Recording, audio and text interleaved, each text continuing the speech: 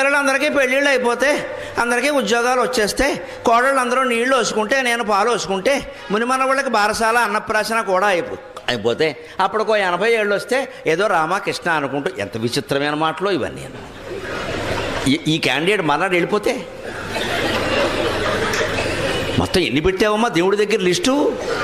హిరణ్యకశిపుడు వరాల కంటే ఎక్కువ ఇవి. పిల్లలందరికీ ఉద్యోగాలు వచ్చేయాలా, అందరికీ పెళ్ళిళ్ళు అయిపోవాలా, కోడలు నీళ్ళు వచ్చేసుకోవాలా, నేను ఎత్తిన పాలు వేయాలా, మళ్ళీ వాళ్ళందరికీ పిల్లలు పుట్టేయాలా, ఒక్కొక్కరికి 2 చొప్పున లెక్క, మరి తేడా రావద్దు. అందరికీ బారసాలు అయిపోవాలా, అన్నప్రాసనలు అయిపోవాలా, వాళ్ళకు కూడా పెళ్లి సంబంధాలు చూడాలా. అప్పుడు కూడా నువ్వు పోతావో పోవో అనుమానమా? ఇంకా ఇష్టం లేదా పోవడం? అప్పుడు ఇంకా రామకృష్ణ అనుకుంటావా?